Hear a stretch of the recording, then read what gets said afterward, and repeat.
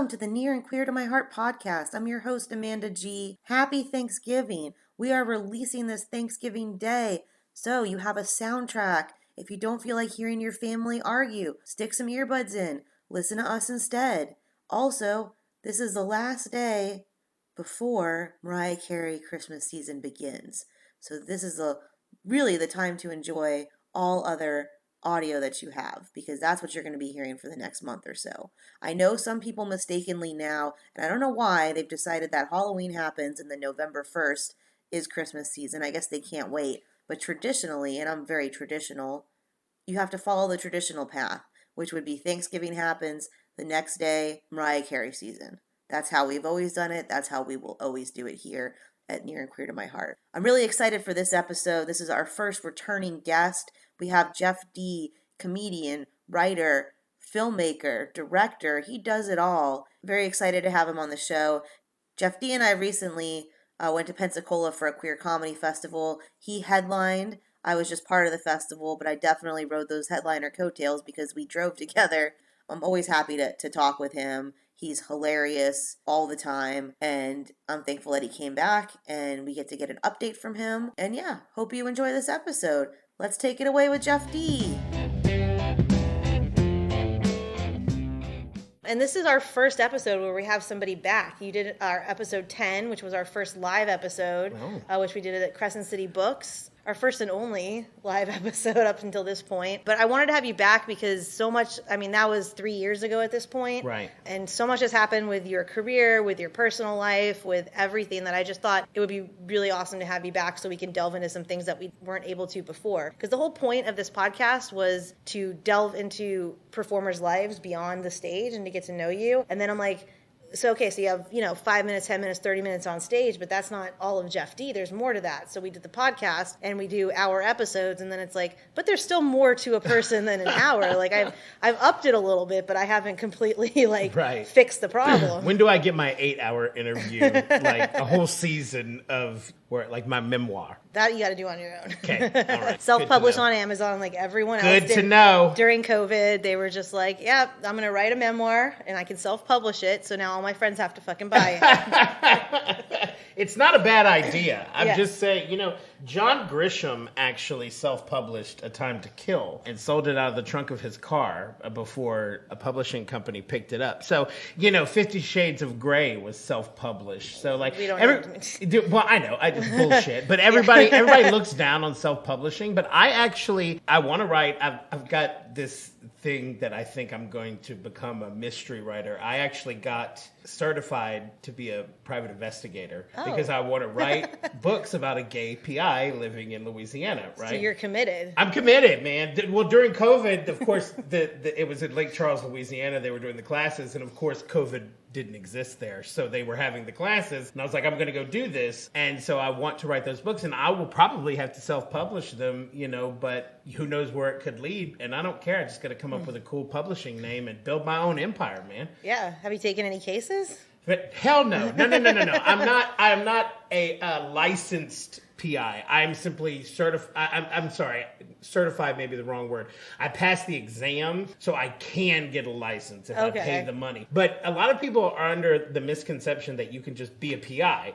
You can, but you have to work for somebody else for 2 years before you can get your own. I thought you just put a sign up. No. Space. No, there's a little more to it, right? So any of the the gay PIs out there listening, I know what I'm doing, and I'm not just gonna, start taking pictures of queers cheating on each other. He took a class. Although that would be fun. Yeah. That'd be some bread and butter right there. Yeah. And it actually doesn't pay very well. So I'm not going to. Well, until you get the money shot. That's why it's called the money shot. Right. Taking the class was enough for me for right now. Maybe I'll go and work for one or do something for a little more research later. I'll see how the first book comes out. But yeah. For right now, that's all. Well, how's it? So we're kind of I guess we call it post-COVID. We're out, me and you, probably not proper grammar, you and I. My mother listens to this. But isn't it? Is it I'm me and out, you? Me. I don't know. I said no, them. I guess it's I. Yeah, I said them both, so one of them's right. Right, right. But we just went to Pensacola, Florida for the Pensacola Pride Comedy Yes. Festival, and you were a headliner for that, and we got was. to do live comedy for a full weekend, and we introduced someone to Buc-ee's, which was the highlight of the trip besides the comedy. Right. Buc-ee's is an amazing place. It's the Walmart of truck stops, in case you don't know it out there. I was going to ask you to describe it, but that's the perfect thing. Oh, it's like okay, yeah. you just walk into Buc-ee's and it's insanity. I mean, they sell fresh, chopped barbecue sandwiches. I mean, come on now. And also tchotchkes. Tchotchkes, yes, and American flags, and barbecue pits. Yeah. And they start their employees at $14 an hour, I think. And in the kitchen, if you work in the kitchen, I think you start at $16 an hour. So Yeah, it's like good for Buc-ee's. Bravo, Buc-ee's. Yeah, put Love's out of business. Yeah, but how did it feel getting back out there and like headlining a full weekend of comedy shows and being also, I'm gonna ask a million questions at once, but also like being in a queer comedy space? That was awesome. It was awesome because I got to get up there and say whatever the hell I wanted. Working here in the South and being a working comic, I have to go in front of a lot of audiences that are filled with people that aren't necessarily my people, right? And that's just to make the money. And of course, I'm not going to make things uncomfortable or alienate everyone because then I won't get paid.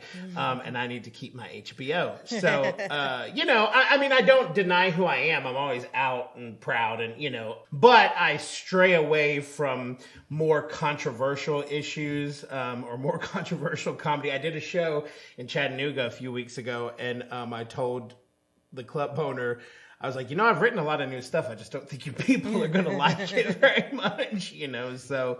But it felt really great being in front of a lot of queer people and being on stage again. It felt really good. Really, really good. Yeah, I was just so happy to be a part of that and that energy in that space. And just to know like comedy can come back, because the other debate, which I don't think is a debate anymore, but it's like COVID happened. And then we were like, what's live comedy going to look like post a year of not doing it? And people maybe being like, we don't actually need comedy. No, that's not. What people did was they started to say we don't need online comedy, right? Like they don't want to see that anymore, and it's really fucking hot outside. So let's bring comedy back indoors. Like I know that there were some people who really thrive with their outdoor shows. Jeff D won't be doing them because it is hot, right? Like let's go back inside. Air conditioning is our friend, and I'm vaccinated. And if you're not vaccinated, I don't give a shit about you. Oh, look, it's your, that's what I say. I'm like, I did this for me and for you, and if you choose not to do that, that's your gamble. Yeah, you can't hurt me anymore. So I'll see you in heaven. Fauci says I'm okay. I'm okay. Yeah. So. And I'm totally going to shift gears, but this is something that I did want to talk about that I think is important, not just in the performing context, but obviously in just life in general. But like, you are sober now. Yes, and you have been sober for how long? I quit drinking last November, and I had one relapse that was a day. But so I quit drinking last November, but I've actually not had a drink technically in 30 days. And I'm not really counting the days, but I just looked at it today. When I do a meeting, I have to look at it because I have to talk, I have to say it. And so, I was going, I was going down a dark hole, and I had to stop that train immediately. But I also don't regret or get down on myself for the relapse that I did have. I might have another one. It's day by day, what I do know is I have a lot of good things going on right now, and it's not worth the risk of having all that going down the crapper because I like to get fucked up. And was there, you don't have to share it if it's too personal, but was there a moment when you were like, hey, I need to stop this, or you were like, I always knew like there was a time when I would have to say like, I can't continue this? Well, there really, there wasn't like a rock bottom moment. I have just made so many bad decisions in my life. And being a comic makes it very difficult to see, that you need to change because, our bad decisions are very supported and enabled by people. They send shots up to the stage and, hey, you want to come do a bump of cocaine in the bathroom with me? Of course I do. We're very, and if you sit in a room full of comics, 98% of them are high, right? Whether it's on weed or coke or whatever it is, right? We like to get fucked up. We are dark, tortured people. We like to, change our perception. And so I had made tons of bad decisions, dangerous decisions. But the day I really realized that nothing really crazy had happened, but I woke up in the morning, I felt like complete shit. I had drank about almost 20 beers and a whole bottle of Fireball whiskey the night before, like the big bottle. But I just said, God damn, enough's enough.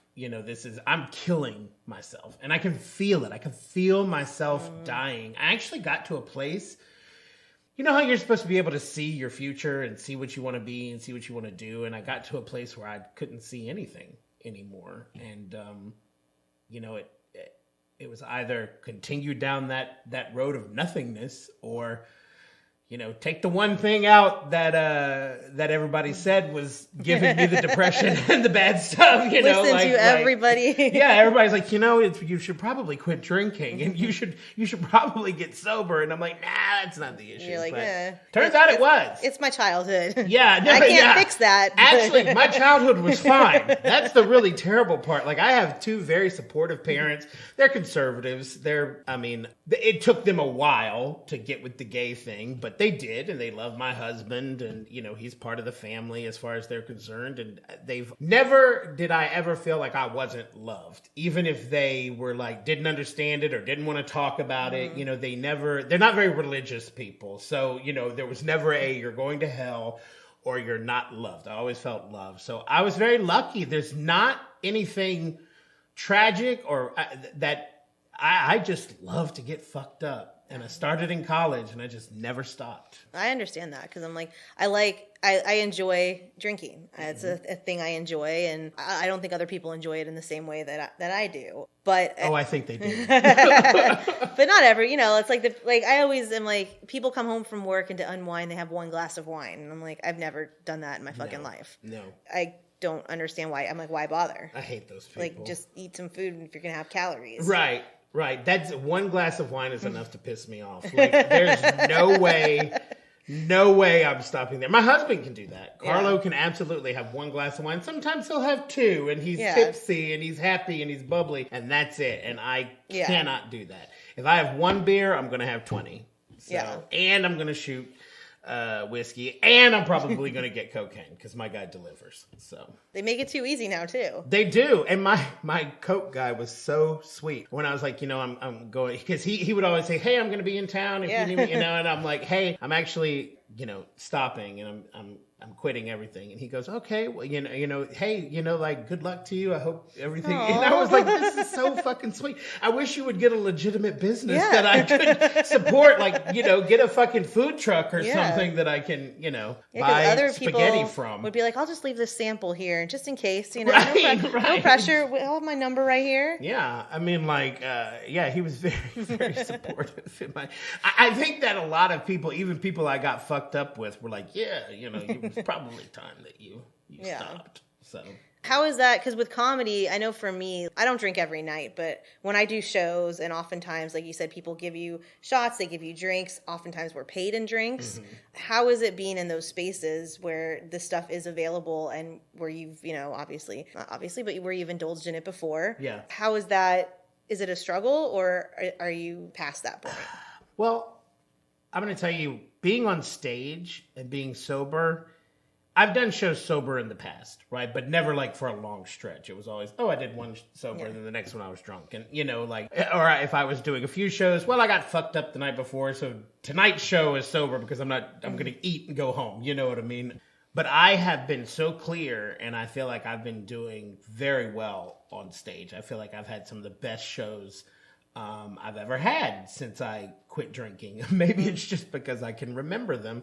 Yeah. Honestly, being in the places, I was very nervous about it. I was very scared about how it would affect me. And sometimes my brain starts thinking and I have to shut it down, but that's every addict goes through that. But, some days are worse than others. But honestly, it's been okay. It's been fine. I always thought that I needed to be scared of the comedy festival where all the gays were going to be, the weekend in a town that I have always gotten fucked up in the past when I've gone there and partied and all that stuff. And it turns out that the thing I need to be most worried about or concerned or watch is just a Sunday afternoon when I'm bored, right? That's when the brain really starts going. Oh, the boredom will get you. Yeah, and I don't have the stage to sort of distract me from what's going on in my head. Because no matter what, I've got to get on that stage and be funny. Whether I have a drink or not, I've got to get up there and do my job.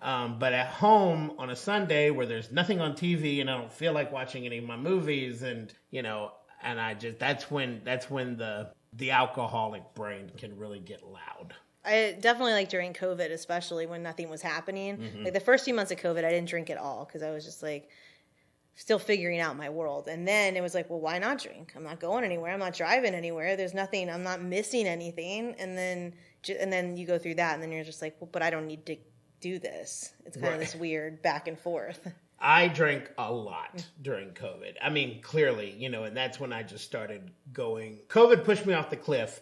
But it also saved me because, I got sober, toward the end, I guess, of COVID. So, I mean, it really made me look at who I was. I couldn't be out and party and be around all these other drunk people. It was me being fucked up and my husband being mad at me because we were at home all the time. Yeah. Right? And I couldn't, it's not like I could be like, well, if you're going to be mad, fuck you, I'm going to the bar. It was not open. So, like, I could have walked to the park, but that's about it. I'll go on the other side of the couch. Exactly.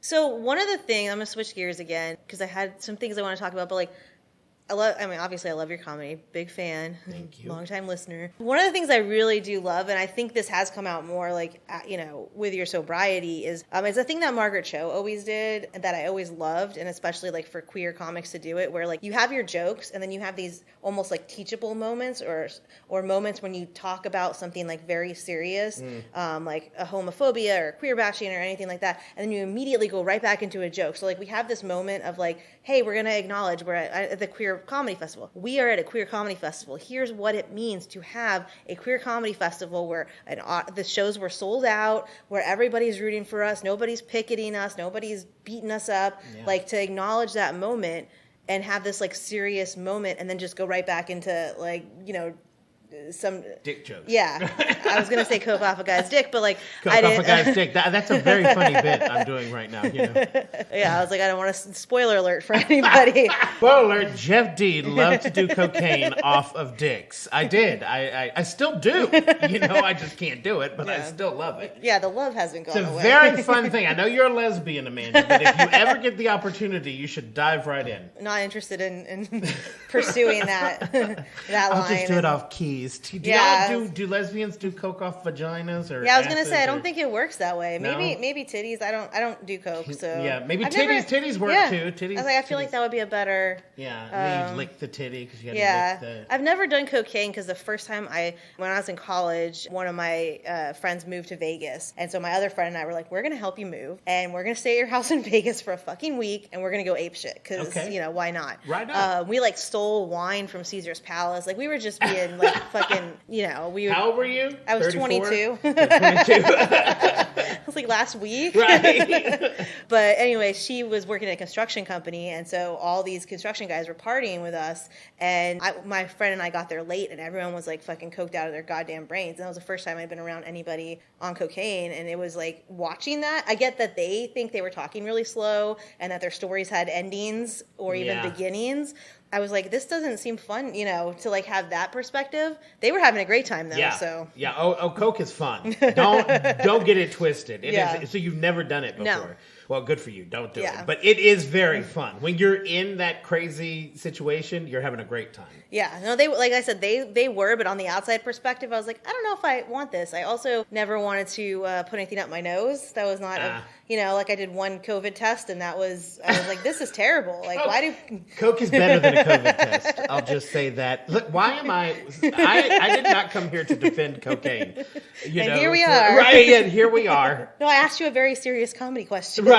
Well, so what's the question? You just said that you like it when I do serious stuff. Yeah, I know. I guess the question is that I didn't get to the question because we got distracted by the dicks and the cocaine. Dicks and cocaine. Obviously, that's, Always will be distracted. But I guess the question is that something that you're intentionally doing, that you think about doing, that you're that's your goal, or is that something that just comes out from being on stage or just feeling comfortable in a queer space? And is that something that you're, looking to do in the future, adding some like extra layers to your comedy or your work?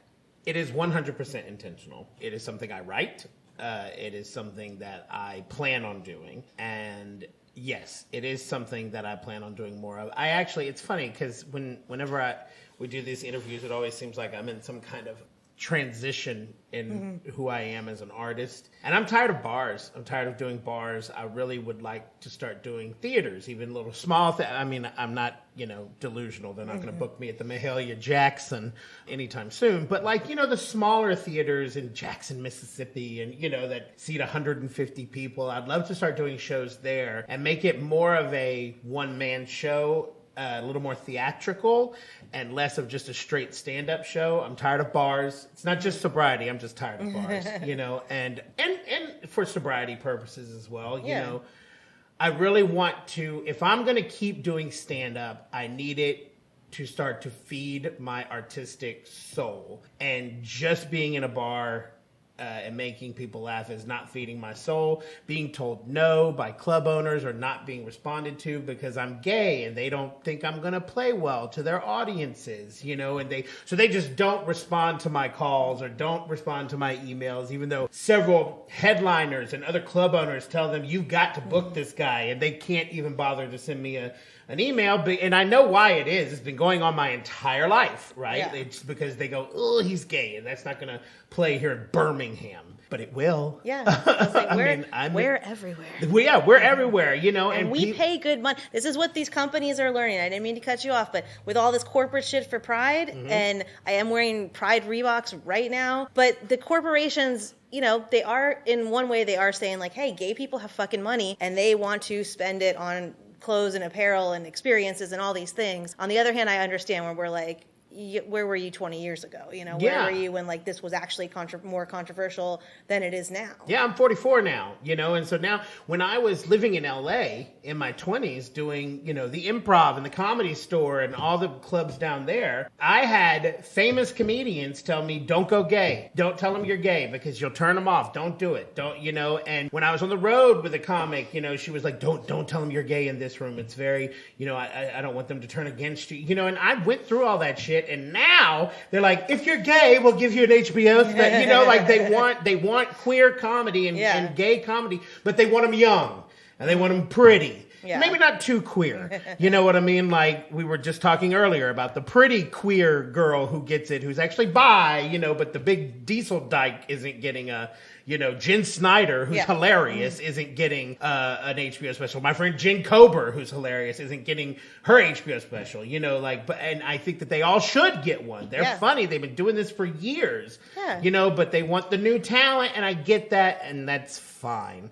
But there is a part of me that is resentful that, now we're here, and so I've got to sort of claw my way through the ageism now, right? Yeah. It's not just There's another thing. Right. And I'm not that old. I'm 44, but there are others like me who are in their late 50s, 60s, even 70s who have had to deal with this forever. And now it's cool to be queer. And we want to you need to give some voices to the people who fought for the point of view where we're at now. And that is all people of color, trans people, all of us, this entire group of alphabet freaks that we are, right? There are older ones out there too, and we still have shit to say. So do you think that even though there are more queer performers out there, more queer stand-up specials, that there's still like, you need to look like this?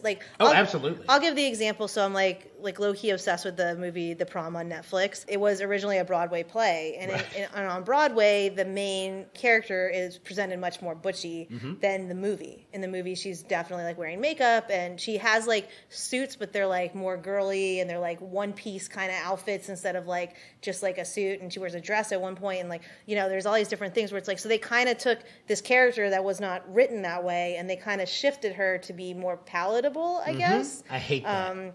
And I was like, are you seeing that happening with comedy? Is that, something? Well, absolutely it's happening with comedy. They're not giving, that's the way Hollywood entertainment is always going to be. And fuck them for that. Because you were playing that while we were in Florida, and I think it's a shit movie. But I watched some of it, and it just doesn't read right with her, with this pretty, this gorgeous young actress who's like, I'm different. No, you're not, bitch. Do you know what I mean? Like, I want to see the butch girl. Yeah. I want to see the girl I went to high school with who actually looked like that.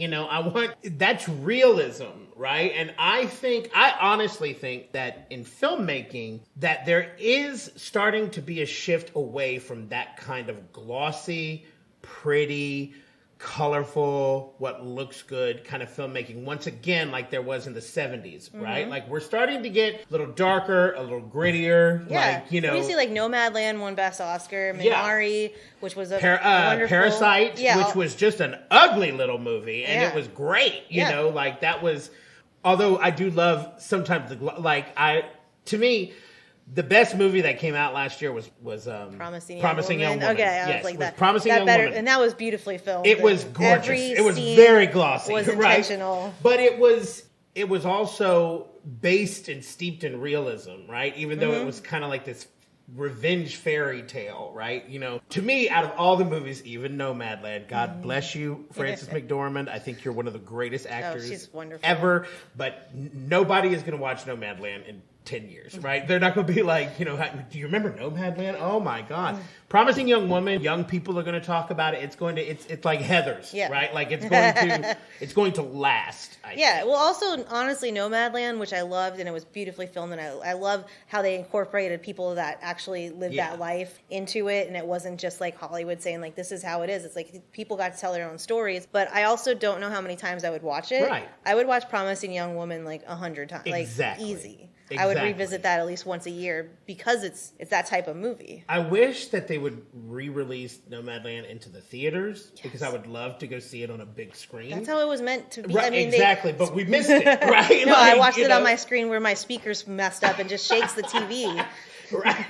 I would love to go see it on a big screen. But the answer to your question is yes, Hollywood will always be that way, which is why artists like me have to forge their own road. It's something I've been doing my entire life, and I'm getting better at it, and I plan to keep doing it until the day I drop. And being sober makes my focus so much better, and it makes what I want, my objectives, to come into clearer view, and the road there becomes clearer, and the ability to get there. Yeah. And so if you don't want me, and I used to actually be like, no, I want to perform for straight people. That's what I want to do. Like, I don't, because all the bookers, they'd be like, well, maybe we'll have you in for a gay weekend. Yeah. Maybe we'll do a gay oriented show. I'm like, great. We were just talking, like, we only work in June. You know what I mean? Like, everybody, you want to come to our Pride show? No, I'd like to do your Thanksgiving show, motherfucker. Actually, I don't want to do a Thanksgiving show, but, I sent Jeff, it was a June. He's like, oh, are you booked on this Pride show? And I was like, of course. And then I sent him a picture of a tumbleweed and was like, this is gay comics in July. Yeah. Like, that's real. Yeah, it is. And I used to fight that, right? And I used to say, no, I don't just want to perform for gay people. I want to perform straight. And now I'm going to lean into it. I'm going to lean into building a gay audience because most of them are liberal anyway. They believe, if I'm in front of a big gay crowd and I say, who's vaccinated? They all go nuts, right?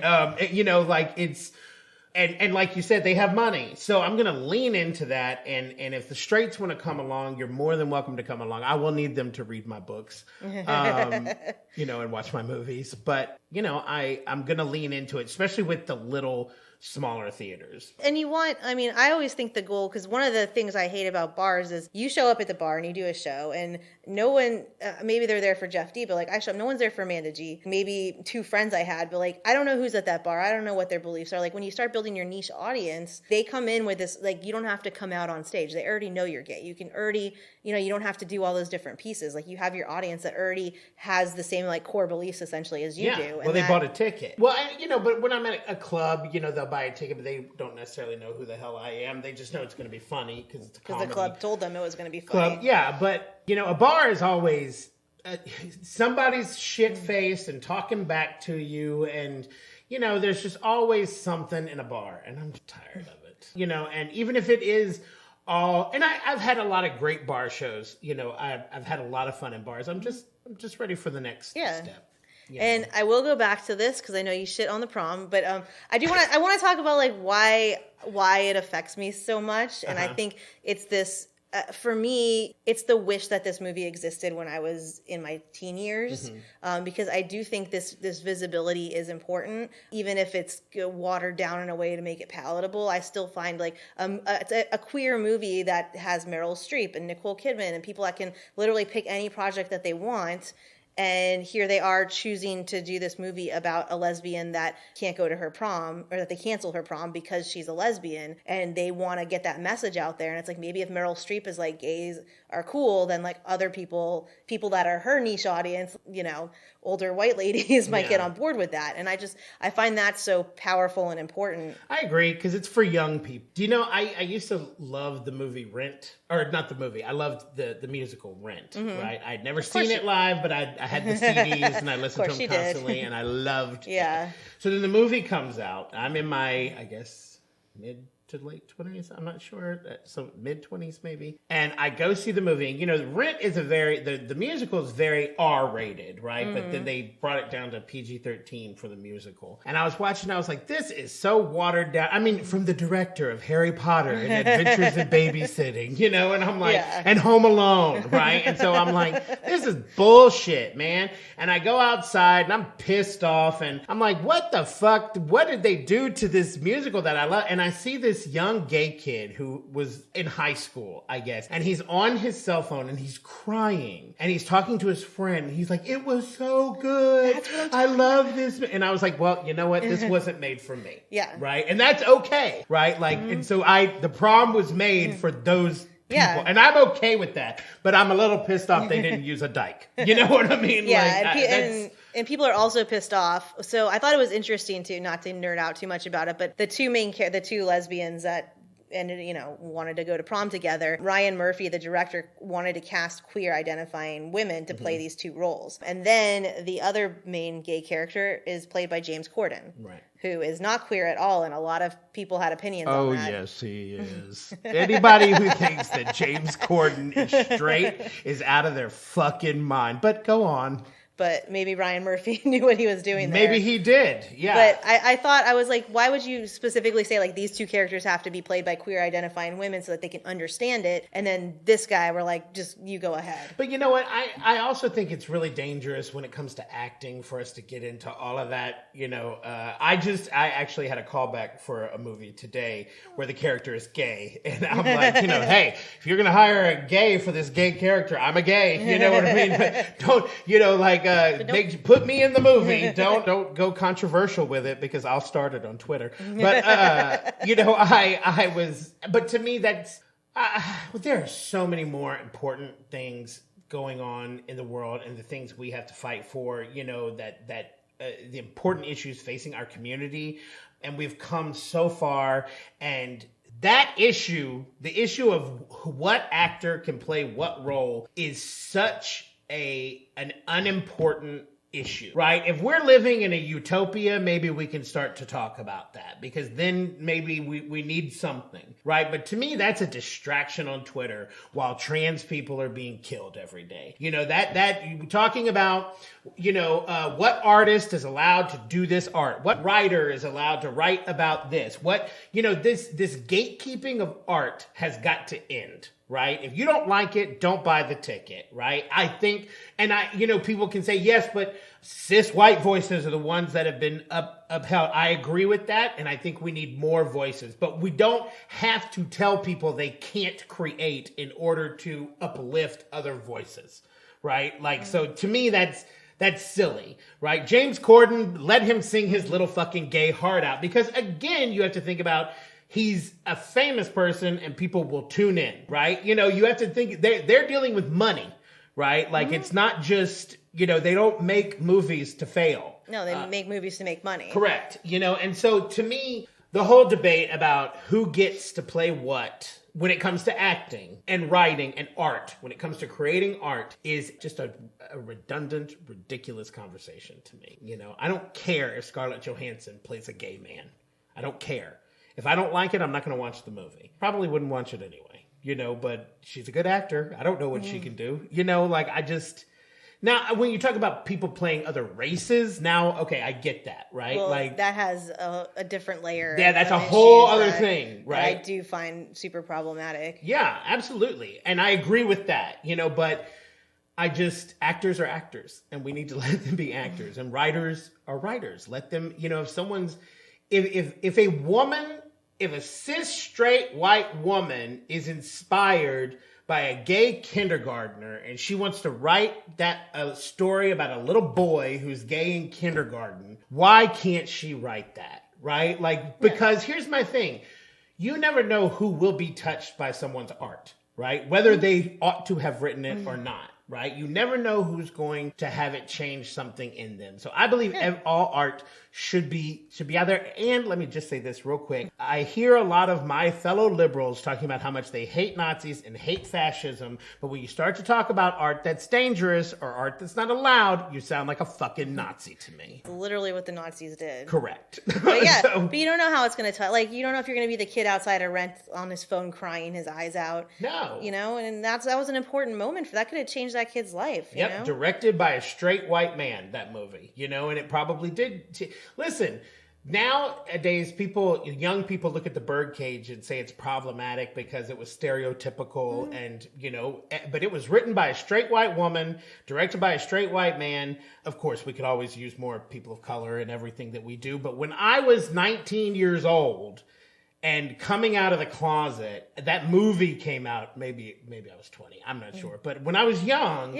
it was so awesome, just like you said, to see representation on the screen, even though the lead was actually a straight actor.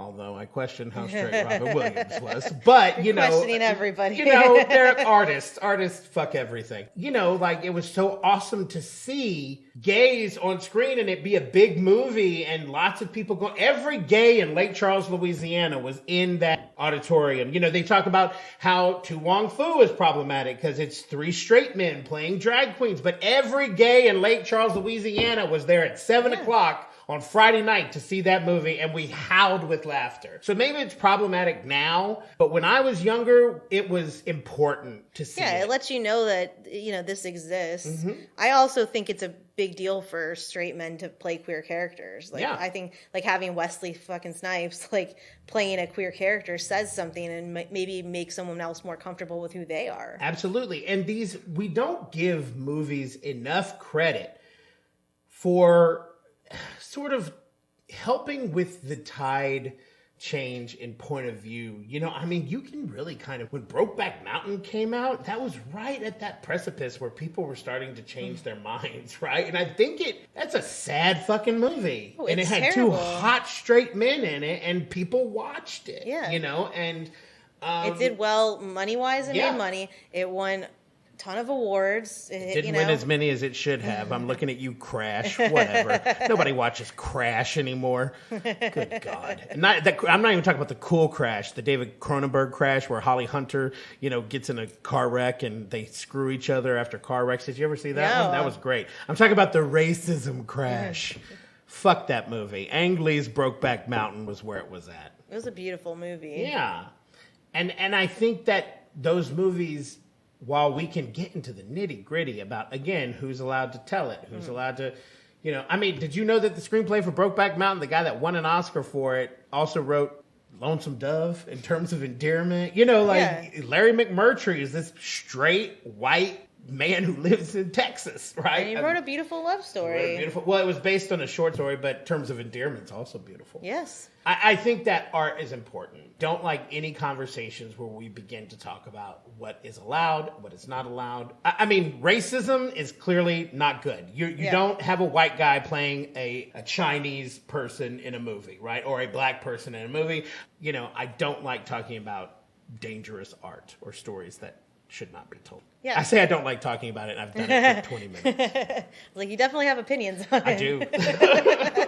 Well, we'll shift gears because we're going to be wrapping up soon. Oh, but, okay. But I want to know what's next for Jeff D. I mean, I know you're looking into filmmaking, into writing, gay PI books, into getting your Yes. PI license, all that stuff. Still doing comedy, I'm acting. not getting my gay PI license. I'm writing gay PI you got books. the you got the certificate. I've got I passed. I got the highest score in the class, by the way. Do they tell everybody that though? No, I got like a 98. Believe me, looking at the other people in that class, I got the highest score, and it's completely believable. But I was the irritating person asking questions because I was going with my stories. I was like, well, what if this happened? Everybody else just wants to know how to frame the camera for a cheater. What's next? Yeah. Well, I have to come up with a name for a production company because I want to do a production company, and that production company will produce films, and I'm going to school to learn how to make movies. I'm going to get my master's in film production and do comedy on the weekends. I want to do the theaters. I want to get out of the bars. But if you want to hire me to do a bar show, I'm still available. I still need the money. Please reach out.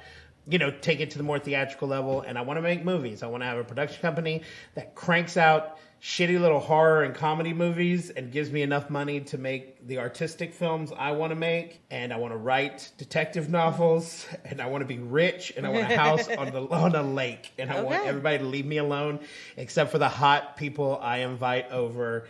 When I say hot, I mean intellectually as well. Not just people I'm attracted to. I mean, Amanda, you can come to my pool party. Thank you. But there will be hot naked boys there. And dicks and cocaine. Dicks and cocaine everywhere. I think your production company should be called Here's the Thing. Here's the Thing production. See, but I want it to be like... Because that's what you say a lot. Right. I do. Yeah. You're like, here's the thing about art. Right. Here's the thing about dicks and cocaine. Right. I want it to read right on for a... publishing. I don't want people to pick up the book and go, well, he clearly self-published this. I want it to sound like John Grisham in A Time to Kill. Yeah, you know what I mean? Like I want, Plume or Signet but I also don't want it to be boring, like Plume or Signet, so I don't know. Yeah, you'll figure it out. Yeah. All right, well, can you let everyone know where they can find you? I know you got a website. JeffDcomedy.com is my website. You can go there and follow me on Facebook, Instagram, and ignore me on Twitter like everybody else. Jeff D Comedy. You can get my album April available on all digital platforms. Just type in Jeff D April. You'll see a picture of me in a drunk straight white bitch in a bachelorette party outfit, and that's it, I guess. All right, well, thanks so much for doing the podcast again. I love doing this podcast. You came back for more. I know. I want to do it again. We'll do it again in 3 years. We will. Guess. Yeah. Or maybe you'll be too famous with your production company. No, I want to be rich with my production Okay. company, not famous. And rich, I'd be happy to come and do this because we'll put you in a movie, Amanda. Yeah. And maybe we should do the next one from my hot naked boy cocaine pool party. Yes, from You know the what I mean? from the sauna. Yeah, like Or we'll the just spa. get the stuff Yeah. out there and We'll be doing massages. Someone will be doing massages, and we'll record through the thing Yeah. where you put your head. I don't want know like what a it's called, cigar but- and my tits to be like hanging right on the top of the bubbling water. You know what I mean? Like, yeah, You're like, perfect. just naked guys walking in the background. You Yeah. know what I mean? Big While you say swinging very dicks. serious things. Yes, well, I'm like, here's the thing about, yes.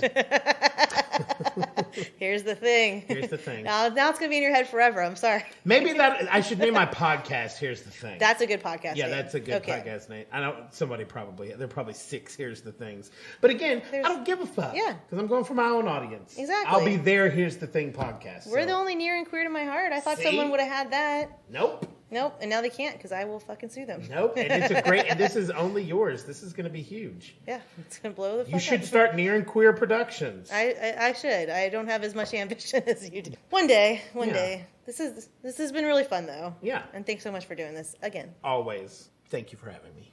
And we're done. And that's a wrap. Thank you to Jeff D for sharing his world with us. Again, special thank you to Ryan Golub for creating our theme music. We'd love to see you on social media. We are on Twitter at Queer to My Heart, on Instagram and Facebook at Near and Queer to My Heart. And if you're old school, shoot us an email, nearandqueertomyheart@gmail.com. Thank you so much for tuning in. We'll see you next time. Thank you.